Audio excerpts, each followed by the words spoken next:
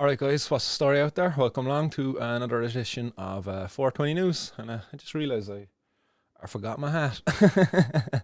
Hope everybody's doing good out there, guys. Hope you're doing better than me, anyway. I'm fucking after having a shitty enough old day. And that's kind of hindered me getting involved in the 420 News today. So, just as the holding screen kind of said there to you guys, today is going to be a 420 News special, where I'm just going to take a little trip down memory lane, and I'd like to bring you back to some old protests that we held here in Cork City in Ireland, going back to days when we could gather and have protests. We had quite a few protests actually that were, and there's a second now, and I get this up full screen for you. There we go. We had quite a few protests over the years, and the one in 2011, I got to meet John McCarthy. John McCarthy is the founder of Mad Pride Ireland. He set it up in Cork City, and he suffered with motor neuron disease. And going back to the time when everybody was doing that ALS ice bucket challenge, I decided to take a little twist on that challenge when I was given the nomination that time. So this was my take on the ice bucket challenge.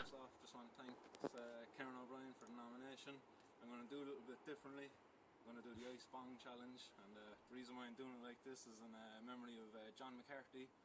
John was a Cork man. He was founder of Mad Pride, and John had motor neuron disease, and he used cannabis to treat it. So I just want to do this to raise awareness that cannabis is an effective treatment for symptoms of motor neuron disease and many other things. So here we go.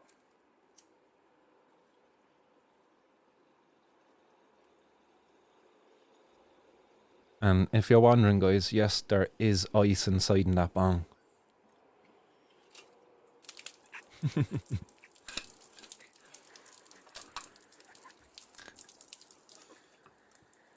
So now that's that done.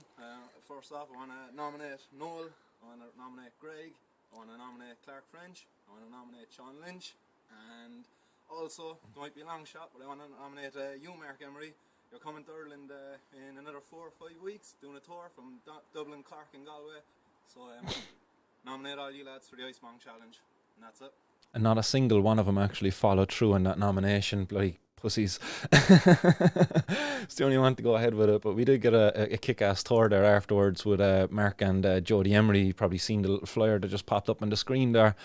But you know, as I said, John McCarthy was very much an inspiration to me after I met him, and I have his speech here. I actually managed to record it back in 2011. So guys, as I said, this is just going to be a little 420 special. I'd just like to bring you back to the days when we could protest. This was a massive protest, massive. There was almost 1,000 people attended this one in Cork City, and we marched from the Peace Park right around up the South Mall, back down by Merchants Quay and up Patrick Street again, and people were smoking joints and everything along the way. It was a great protest. It was a great day. But look, that was 2011. Here we are 10 years later in 2021, and we have cannabis legalised somewhat, but still nobody has access to it. It's ridiculous. But look, here's John McCarthy anyway, guys, and this is his cannabis testimony at the Cork's Legalise Cannabis Ireland event. Yet, cigarettes are legal, and I'm a criminal for using cannabis. There is no logic to this shite. There just isn't.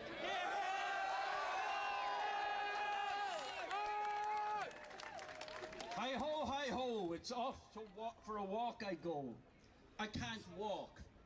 I have motor neuron disease. I've not been able to walk for months. But I got into and out of my brother's car on Monday night, and I walked into the corner house for a few pints. Going to the toilet is now the governing factor in my life. First question I've asked, if we're invited out by friends, can I get to the loo? Well, not this week. I can walk to the loo. No, I didn't pray. I don't have any belief in gods or miracles. I ate hash, cannabis biscuit last Wednesday. In my usual over-the-top fashion, I ate the whole thing, and off I went. I was watching the panel, and when the crime writer came on, bing! His head expanded and the conversation was taking place underwater. Blub, blub.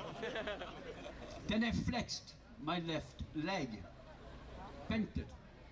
The muscles in my left leg have been without power for 9 months, so I thought I would go for a little walk around the room. And I did. When I woke up next morning, I remembered, but I was on hash and not so sure about the reality of the memory. I mean, the guy's head expanding on the telly, come on. So I said nothing to Lizzie Mack. Thursday evening, I had half a hash chocolate chip cookie and asked Liz to stay with me. 2 hours later, I asked, please tell me you can see my leg moving. Poor Liz nearly jumped out of her skin with excitement. So I got up and I walked out of the bedroom into the hall and into the kitchen, albeit badly, dragging my left leg. But no wheelchair, no stick, no clinging onto walls, nothing to keep me upright. Nothing. I very badly, independently walked to the kitchen saying to Liz, please tell me you can see this. I am walking still. Badly, but walking. Yeah, I can get about. Now this is no cure. Go on, man! It is just that the cannabis has relaxed my muscles and taken away the pain. No idea how long this will last, but Jesus, am I going to enjoy it while I can.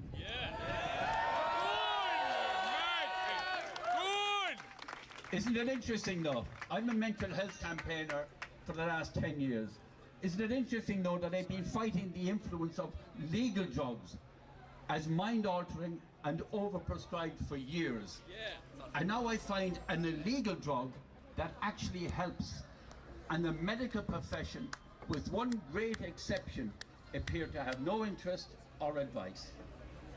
Studies, this is a quotation from one of my doctors. Studies have failed to confirm objective evidence for the beneficial effect of cannabinoids on spasticity in, for example, multiple sclerosis patients. However, improvement in subjective assessments of spasticity and other related symptoms has been very frequently reported by patients.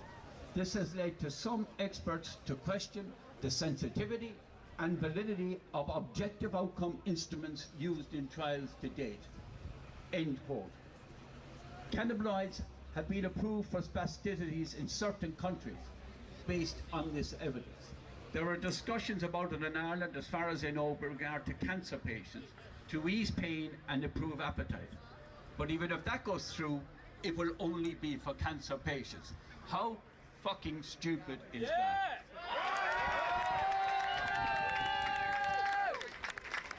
They tell us that objective science-based research around cannabis does not hold up, but that subjective, people, evidence-based, people like me standing up, very frequently brings relief to cancer and other patients. That's just the truth, and that's just the ignorance of ignorant science showing itself to be just that, rooted in convention and absolutely no ability to change. It's what's wrong with the whole health system in this country, not just this issue.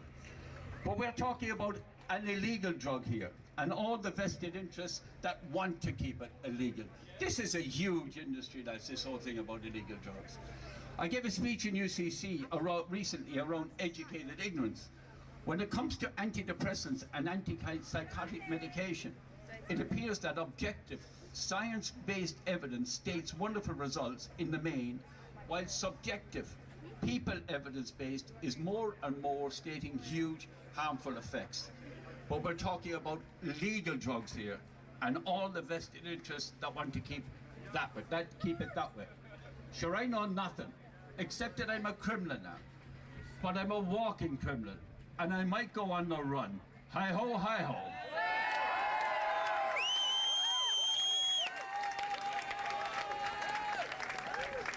The reality of what's going on here, and I'll finish with this, is encompassed by a phone call I got last week from a lady whose husband is dying from motor neuron disease. And she is so so afraid to go near anybody and ask them, can she get cannabis? Where could she get cannabis? For her husband, who is in chronic pain and who is dying. And she's warned her children all their lives, and they're young adults now, to stay away from this stuff. So she's ashamed to go and ask them for help, because they could get it for her within 20 minutes. They could just get it for her within 20 minutes. This stuff is everywhere, we might realise that. But it is an extraordinary indictment on the medical profession in this country that they will not engage in a meaningful way in this debate on behalf of their patients. And their duty is to their patients, not to the state, not to anybody else, but to their patients. And they should wake up to that reality. The medical profession is a disgrace in its attitude and what it's doing here. No doctor will talk to me about it. It's an outrage. I wish you well with this. But there's a lot of very young people around here, and you need to be warned that the danger, while it may not be in cannabis, but there is a grave danger in the dirty bastards who are selling cannabis illegally. Right. There is a grave danger that we have pushed this into the underground of criminality, and you need to know what you're doing before you do it, the same as you would about drinking alcohol or anything else. So there's a warning to be given out around this as well. This is not as simple as it seems, and there are dangers here for people, and you need to be aware of that. And those of you that are leading this need to be responsible towards telling people that there is a dangerous side to this cannabis. And there is. And it is within the criminal element that control it in this country right now, because you don't know what's in it. And that's the thing. I don't know what's in the cannabis I'm getting. I have no idea from a medical point of view how much I should take, when I should take it, how often I should take it. So I'm doing everything on pure chance. And that's ridiculous. That is ridiculous. But you young people, I'm looking at you. Fierce energy. Be warned, lads. There's a danger in this, and you need to be aware of that danger. You need to be responsible towards it, and you need to look after yourself. I wish you well. Take care.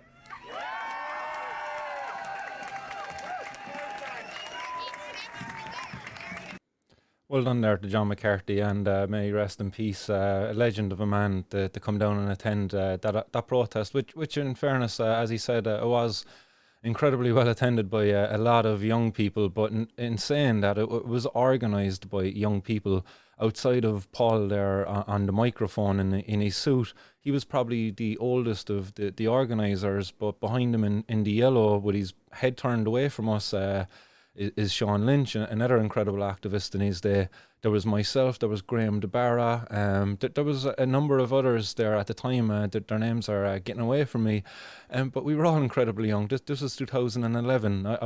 I'm 31 now. I was 21 at that time. I was quite young at the time organising this. I was involved with the lads since 2009, so we were at this since like in our kind of later teenage years. But John is very right in what he said. Like there is dangers in this, but the biggest dangers is that it's coming from criminals. It's coming from an unregulated market. The consumers are uneducated. They don't know what they're consuming. We were well aware of these problems back in 2011, and here we are, 2021, and we're no closer really to solving that. Cannabis, like you see the recent raids there, and there's massive amounts of cannabis coming into this country, being sold to young people, not much different to what it was back then. You see all the people here behind the fence, like you can kind of tell like roughly the age is 17, 18, 19, you know, that kind of way. It's a very young crowd, and here we are, we're out campaigning. We were looking for support. We were looking for the government to act upon what we were saying, which is we need to be protected from criminals. We need to be supplied a quality assured product, because the cannabis is everywhere. And then the barriers to stigma, as John was pointing out there, the fact that he had a friend whose husband was in a critical condition, dying from cancer in chronic pain, and that person was terrified to even have a conversation or to begin looking for cannabis from professionals because of the stigma that was there at the time to it. Absolutely ridiculous. Like I would like to think that things have changed a lot since then, and I suppose the fact we have a medical cannabis access program, yes, they have, but still the same ignorance, the same stigma. We're still up against that same nonsense. Oh, it's ridiculous. But the next guest then on that day was another activist coming in from America. He's was Gordon McArdle, and Gordon McArdle, interestingly, he was involved in dispensaries in California. But there was also something happened there. He doesn't allude to it in this, and I hope he doesn't mind me talking about it. He was very public at the time about it. But his daughter was taken away from him in a custody battle because of his cannabis use. So he was here in Ireland, and he was trying to campaign at the time for getting a bill across the line for a compassionate use of cannabis in Ireland, similar to that of Colorado. So here's Gordon and his speech. It's a rather quick one. We're going to move on to Gordon McArdle. Gordon wrote, and I have to write this down, the Compassionate Use of Medical Cannabis Act, which has been submitted to the government, and they're looking at it right now, so we're told. So we're hoping that the law will be changing this year. So Gordon can tell you more.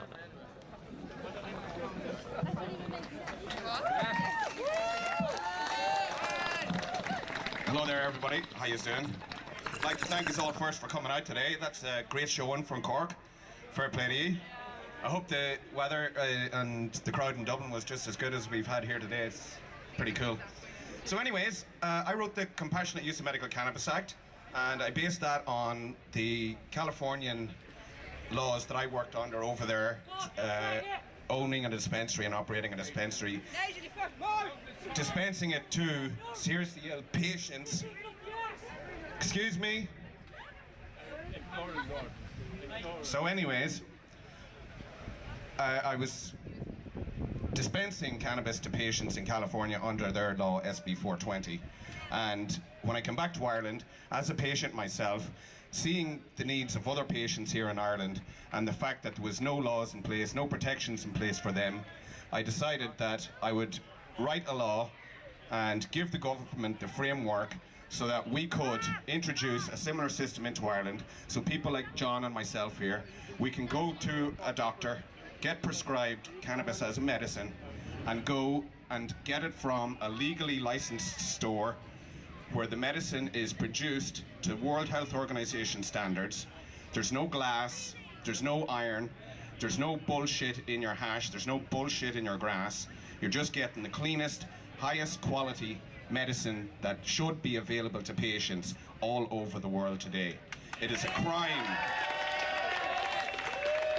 It is an absolute crime against humanity that we do not have legalized cannabis medicine worldwide today.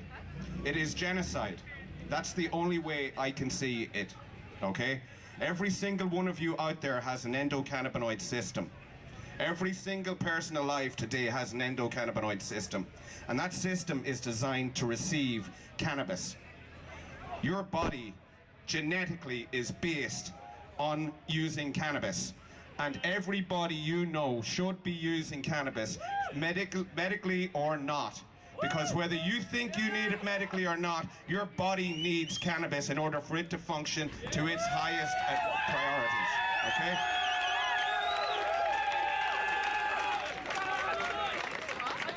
So when you go home tonight, tell your granny, tell your mammy, tell your daddy to sit down and roll up a nice big fat spliff and do what's right for them, okay? Thank you very much. And sorry for not putting that one into full screen there for you guys. And that there again was Gordon McArdle. He put forward a bill. It was never really given any proper attention by the government, at least I don't believe it was even voted upon. It was sent in there to him, but they didn't do anything about it, unfortunately. I think Luke Ming Flanagan's bill came not long after that. But actually, in the comments there, I was made aware of higher quality footage. Hey, pardon the pun there, higher quality. And I believe Eric Gordon threw in a few ones there as well. He was talking about if you wanted your body to function at its highest capacity, you need cannabis. But August and Ish Productions, apparently they have high quality footage of this. So I'm just going to flick on over there to their stuff, and it looks like actually they've got some of the SSDP stuff up here. We've got Mark Emery events, Jody Emery events. So guys, this is a nice little place to go check out some videos at all. It's some of the stuff I've been involved with myself with the SSDP, along with the other members there. So there's some incredible footage here. So well worth go checking it out. I'm just quickly going to go and get the stuff from the event that I was just showing you there. So the next speaker at that event was, and he has since passed away actually, unfortunately, as well. So rest in peace to this speaker. Is he's William Devane. William Devane is a researcher. He was based above in Galway. I believe I have a page open here for him with his death notice actually. So it says, we are deeply saddened to hear of the death of Dr. Will Devane in Galway. Will made an extraordinary contribution to the cannabis research. He discovered the CB1 receptor as a PhD student, and he discovered the name anandamide as a postdoc. For the first 10 years, he has lived in Galway and spent time as a Wellcome Trust research fellow in the laboratory of Professor David Finn. And Professor David Finn is another important name there, guys, to take note of, because he's leading the chronic pain research, I believe, in Galway, and especially looking at things like cannabis. So he's made a bit appearance on the show before in form of the 420 News. But yeah, William Devane, he spoke with us with the SSDP, and he also spoke at this event. So again, just going to pop up this here with William Devane. There we go.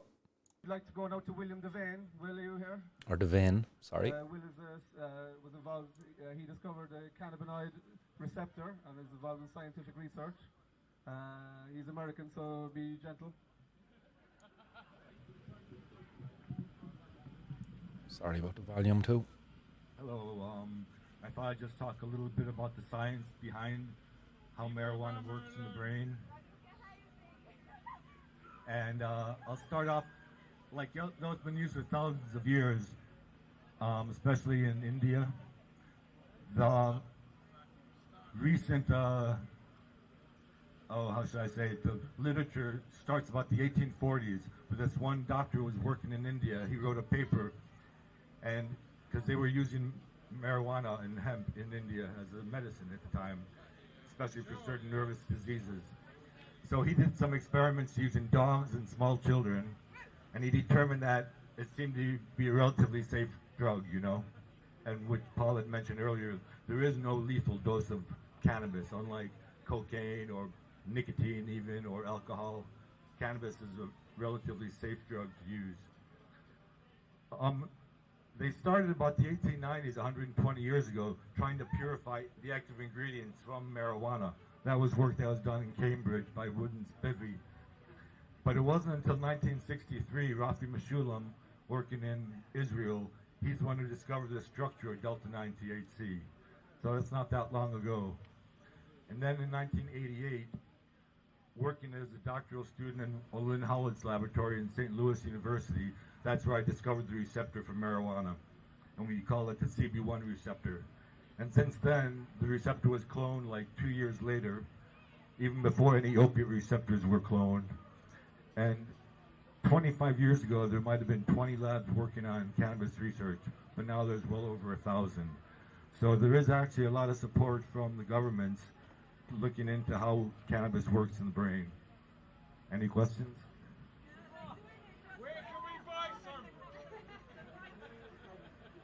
Yeah, that's true. Like there's one Sativix, which is it's half THC and half cannabidiol. That's marketed in England and also in Canada.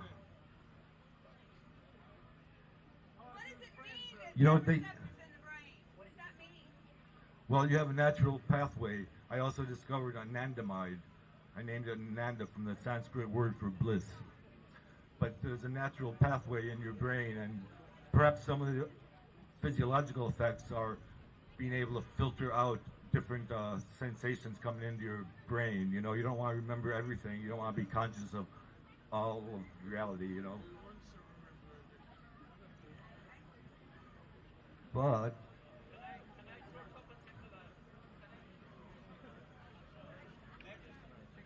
Sure.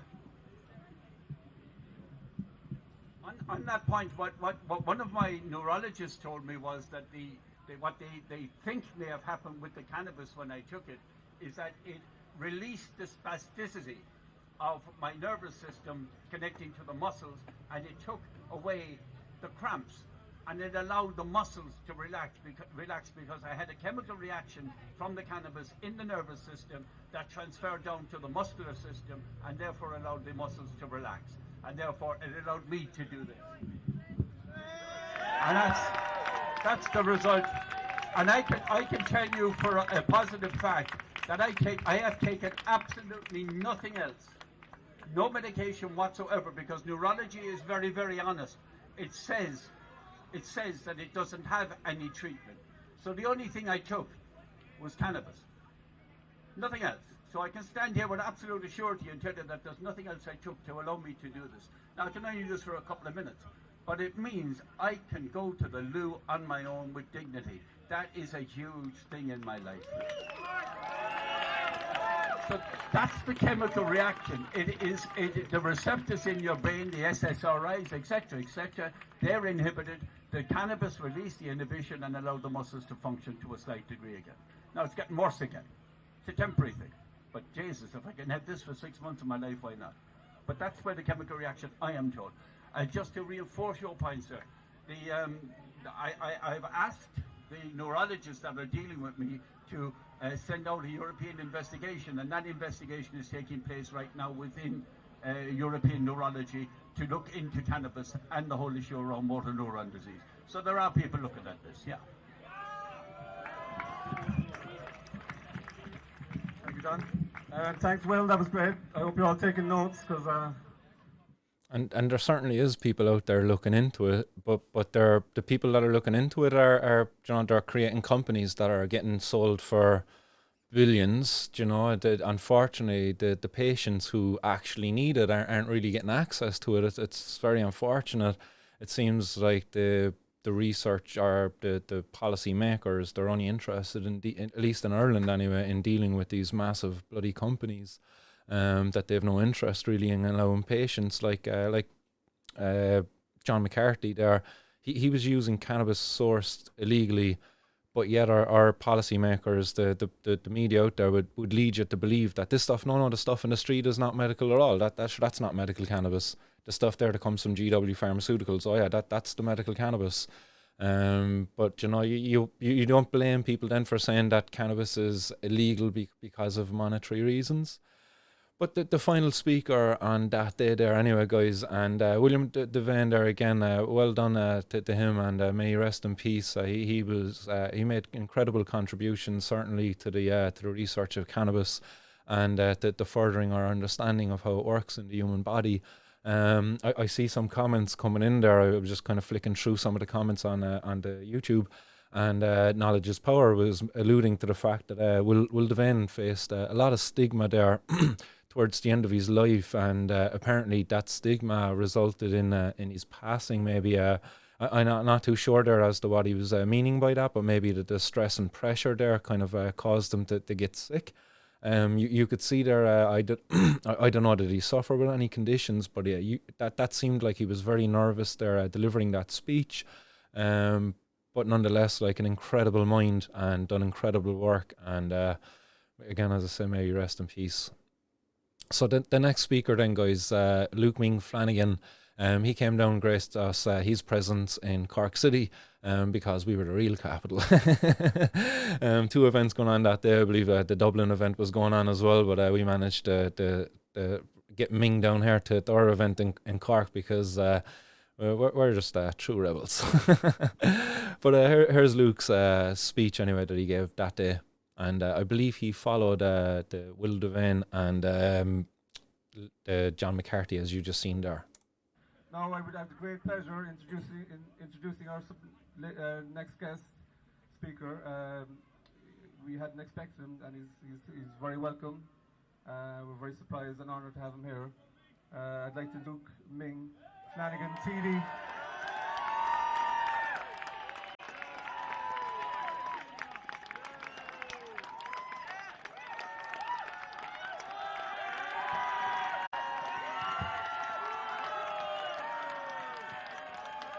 Kieran Smart, the hell All I can say is, how the hell do you follow that last speech? That man used logic, he used passion, and I'm telling you, those 10 people were actually transformed because of your ability to speak and your ability to put together logic, but you did have one thing on your side. You had one hell of a good argument in your favour.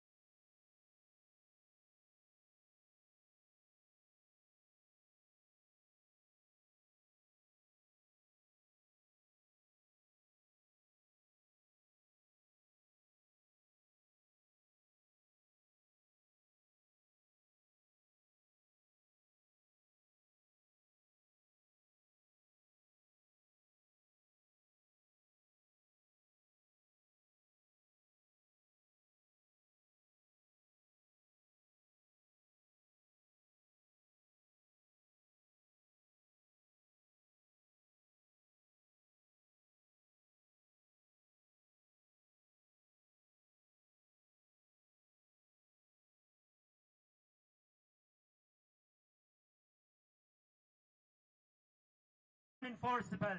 It has not worked, it will not work, and it never will work, because the simple fact is, it is now easier than ever to get it. In many places it is as cheap as it ever was, and the only thing that could have changed between now and the 70s is that we could have had billions in the legitimate taxed economy. People like Veronica Guerin would still be alive, and we wouldn't have as many heroin problems in this country. Anyone who believes that legalising cannabis would lead to more people using hard drugs should listen to the facts from Holland. According to the Trimbos Institute, a psychiatric think tank in the Netherlands or in Holland, an organisation that carries out a survey of 5,000 people every 6 years. According to their survey, Dutch teenagers, less than 1 in 1,000 of them experiment with heroin in a country where you can openly buy cannabis. The figure for Ireland is 1 in 60. So if you are a concerned parent out there and you want to make sure that your child is 90% less likely to try heroin, legalise cannabis now!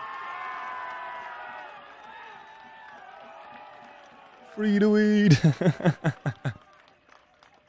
Some people say that cannabis makes you apathetic. The only thing that cannabis ever made me apathetic to is bullshit. Thank you very much. Excellent stuff.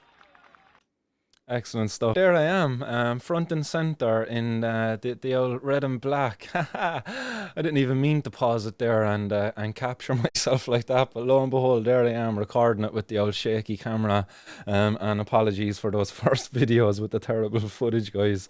But I see some comments. I'm just reading through some of your comments. Apologies, guys, over on Facebook. I'm just on the YouTube feed at the moment. But Carl Lepore, who was there at the time, Carl was actually working in a grow shop in Cork, and yeah, he mentions here in the comments that it was a shame that the media didn't cover our protest that day, because it was an incredible protest, very well attended, very well organised and everything. Like, there was no trouble whatsoever, despite there being a very young crowd there, but not all young. There was just maybe 50-60% of the crowd was under 21, maybe even say 60-70. But despite that, no trouble, no arrests. That there was people there with cannabis. I don't think the guards interfered with us. I can't recall anybody getting arrested or hassled on the day. And it was an amazing event. And it's true what Carl says there is that if it had been for anything else, it would have been covered. Do you know, if this was for, I don't know, for more money for women because they don't get paid enough or something, we'll cover that, sure. And even if there was half the size of the crowd there, it probably would have got a lot more coverage. But again, the stigma and the discrimination of the cannabis community prevails, and our protests never really get covered. You know, look at my own 2 protests there that I done just at the weekend gone and 2 weeks ago. No coverage at all by the media. It's like, why are they ignoring us? What are they afraid of in covering our stories? The protests from August, there was 2 protests in August that I organised. There was the major smoke up protest that they organised in the Phoenix Park. The media did very little at all to cover it. Like, you would think like something like that maybe, and it was a very public event. There was no secret about any of these events. We had to publicly advertise them to get people to come. But like, why isn't the media showing up to cover this? Like, when the Gardaí rolled up as they did that day down on Fitzgerald's Park, like, why aren't the media there to cover that stuff? It's absolutely ridiculous that they weren't. And it's unfortunate because they missed out on a really, really good event. I almost forgot one speaker that attended that day as well, Vincent Lavery. Yeah, he was an elderly gentleman. He gave an incredible speech. He was actually the guy who was before Luke Ming Flanagan. I mistakenly said that it was John, but it wasn't. It was actually Vincent Lavery. So I'm just gonna pop up Vincent's talk here. Now we go to Vincent Lavery. So Vincent Lavery, I can't even remember actually what role Vincent played. Again, this was so long ago, it was over 10 years ago. But again, just before I get into this, just the significance of why I'm kind of doing this as well today, guys, is as knowledge is power, just kind of rightly pointed out, 420 is just 8 weeks away. And you know, whether we can gather in large groups or not, I think everybody in every city anyway, at least, or every county around Ireland should organise a small social distance, mask wearing, like COVID friendly protest, a little march of your own, you know, a few banners, few placards like this, meet at a spot, maybe nominate a little speaker, maybe just introduce yourselves, get to know one another, and do a little march down the street, record it, and that would send a very strong message, I think, if we were to do something like that. Because currently we don't know where we're going to stand when it comes to April, where the restrictions could be. So I definitely think, you know, given the fact that it's 8 weeks away, we should all definitely be making efforts to organise something small in our own little locale, even if it was in as many towns and cities as we could. You know, there's 32 counties across the island of Ireland. Let's bring in the north on this as well. Like 420, it's a holiday for all of the cannabis community across the world, not just in Ireland. So it would be great to see that unity across the island of Ireland, you know, in as many towns and counties as possible, having a 420 event this year, just to make up for last year where we missed out on a whole month of 420. So just leave it out there for you guys. If you are interested at all, do definitely make an effort. Here we go, Vincent Lavery. From the United States again. So he's been involved in a lot of writings on the war on drugs. So it should be very interesting to hear what Vincent has to say now. Here, Vincent.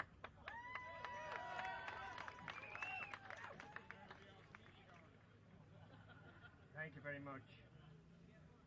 My name is Vincent Lavery. I left Ireland when I was 20. I went to America and returned to Ireland 6 years ago. I'm 75 years of age, and let me just make a couple of comments about illegal drugs. First of all, most drugs by definition can be dangerous. Let us not forget that.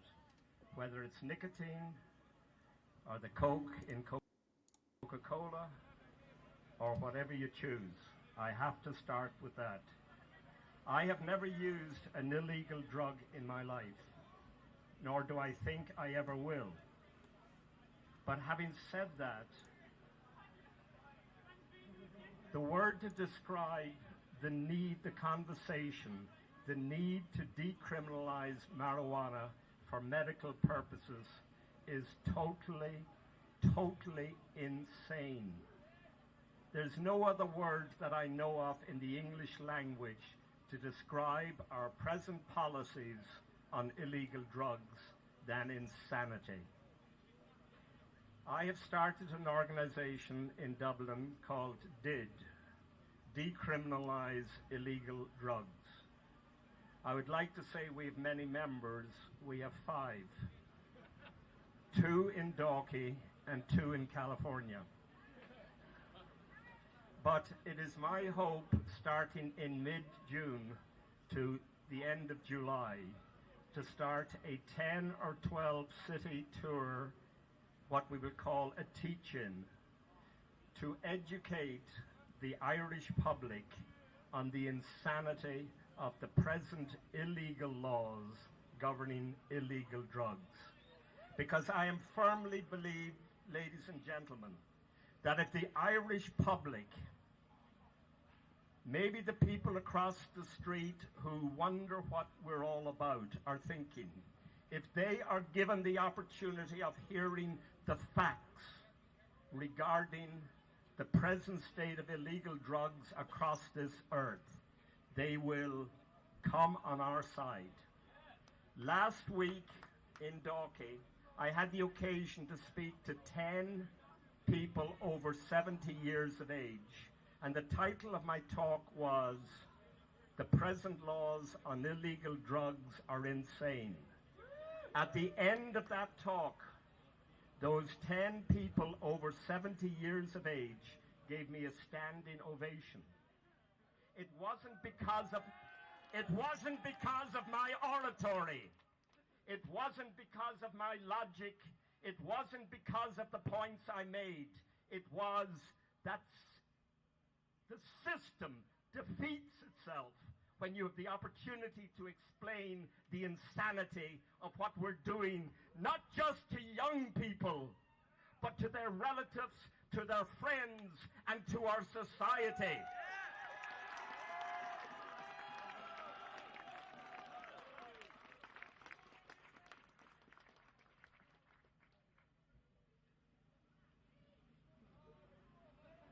In 1994, 16 years ago, I read an article in the Irish Times while I was living in California. I used to get the Irish Times once a week. And the headline of the article was, April 1994, Gardaí want boats to help combat drug importation. I'm glad to see some of you smiling. The insanity of it. Recently in Mexico, the drug cartels constructed 3 submarines and brought cannabis and other drugs from Acapulco to San Diego. Each of those submarines cost 1.9 million euro. 48,000 people have died on the streets of Mexico in the last 4 years because of illegal drugs. Mexico is slowly becoming a failed state, and Ireland may be 10 or 20 years behind if we do not take a serious look on this issue. I am serious. What happened in Mexico and what is happening in Colombia and Afghanistan and Sri Lanka, and you can go on and on. It's only a matter of fact before we get more than the number of murders we're presently having across this country. In Ireland, you do not need to fear strangers. You need to fear, if you are in the drug business, your loved ones, because they are the ones who are killing each other. Let me close with a letter that I wrote to the Irish Times in response to that article.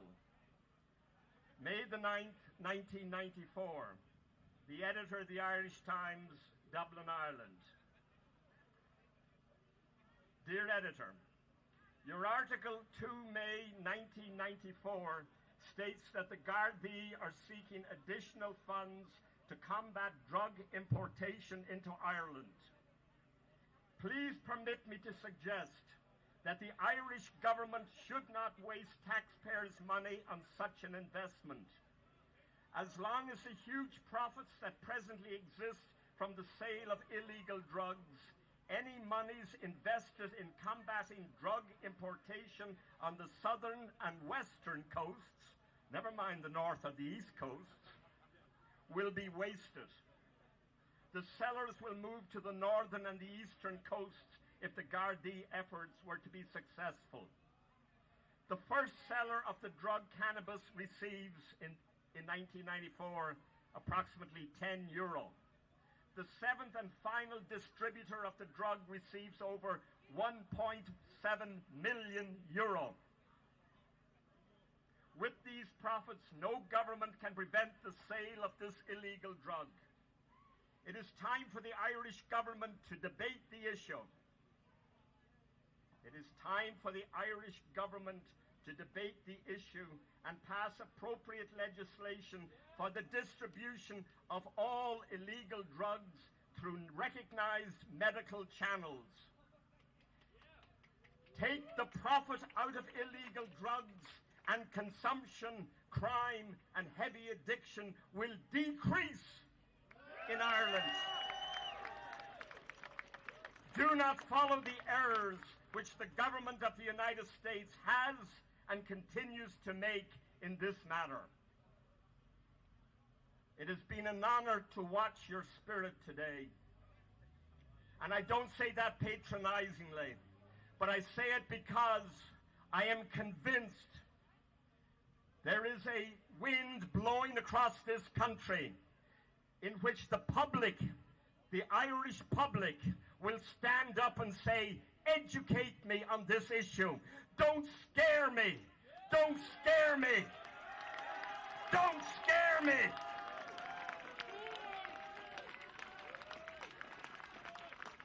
Needless to remark, that letter was not published. What I suggest is join DID, Decriminalise Illegal Drugs. And I know if you brought 100 people to this microphone today, you'd get different approaches to this problem. To this, not only is it a problem, but it's part of the human nature wanting to change the chemicals in our brain. I do it every day. I do it every day.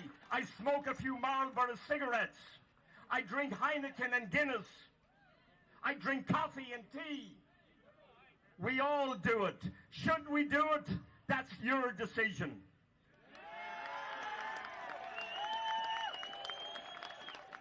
I have here in my hand a copy of the Irish Constitution.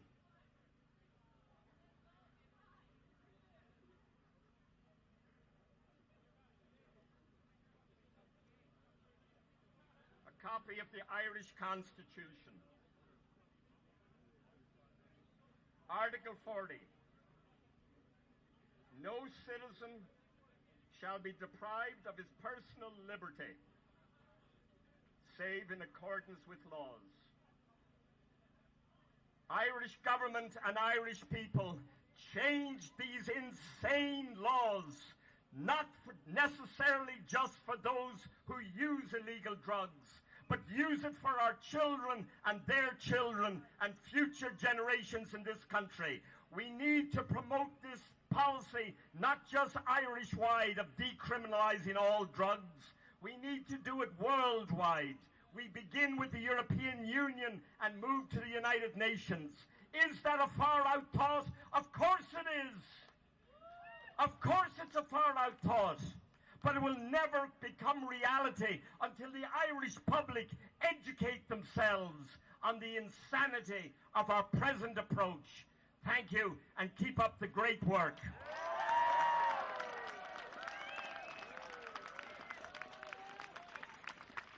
Thank you, Vincent. And apologies, guys out there. Just was informed that the stream is after freezing over on YouTube. So I don't know, did I get attacked there or what was the crack? But look, I think people are moving over to Twitch and to Facebook and things like that. So the show must go on. I'll re-upload it anyway afterwards for anybody who might have had to miss some of it. But guys, that was an incredible day, an incredibly well-attended event, and you see Vincent Lavery there with D.I.D, Decriminalise all drugs. Geez, he had the Constitution in his hand. He was reading it back then, so maybe like that there was he imprinted on me back then as the how did this all violates our rights, our constitutional rights. Like the fact I have a criminal conviction for a bit of cannabis now, and my ability to get a job is infringed upon. You know, like just the quality of services you get around the places, it's always diminished. You know, let's say you attend a health screening and you. I don't know, you acknowledge the fact that you use cannabis, and then straight away whoever is at your health screening, they can't overlook that. You know, let's say you're presenting with a mental health problem and then you use cannabis. And I know people out there right now will agree with me, and that they've been through it because I've talked to you, but they can't get over the fact that you use cannabis and you have a mental health problem. You know, they're like, oh no, but the cannabis is causing your mental health problem, and actually the person would be telling them, no, actually the cannabis is helping me deal with my mental health problems. It helps me stay calm, relax, whatever the issue might be for that individual. Don't want to go into personal stories and things like that, but there certainly is people out there like that who don't get a proper quality service because the service provider can overlook the fact that they use cannabis, and it's unfortunate, and a lot of the time that's to do with health. So guys, I hope you enjoyed those different speeches there from those different guys. And again, just to remind you that there will be a 420 event going on this year for April 420. I believe it is on Tuesday this year. I'm just going to flick on over now. Look at it. It is, yeah, it's on a Tuesday this year. So definitely pencil into your journals if you are at all inclined to do it. Definitely try to get your own event going in your own town, city or county across Ireland. And as I say, I'm definitely going to try to make this an all-island affair this year anyway, as best I can. So that's it, guys. I'm apologising again, guys, to you for getting disconnected there. Not too sure what the hell happened to the stream, why it disconnected to the YouTube guys. But some comments coming in. Charlene Apple Flynn asks, was this in 2000? It was in 2011 that speech was, that entire event was 2011 outside of Bishop Lucy Park in Cork City. If this was seen and not echo chambered, that's the main issue. Yeah, certainly, yeah, we do definitely get into our echo chambers at times, but it's not our choosing to end up in our echo chambers. It's just how it happens. Unfortunately, there's ignorance prevails out there. There's some people who just don't want to listen. You know, you mention anything at all about cannabis, and you know, it's straight away the ears are blocked. You know, I don't want to listen to you. It's absolutely ridiculous. It's childish. Some people's attitudes to this. So yeah, I see a lot of comments out there about the stream freezing. Apologies there, everybody. Oh, what's that happening out there as well, JJ and Carl? Guys, apologies for losing the stream there with you. Probably smoking too much during the show.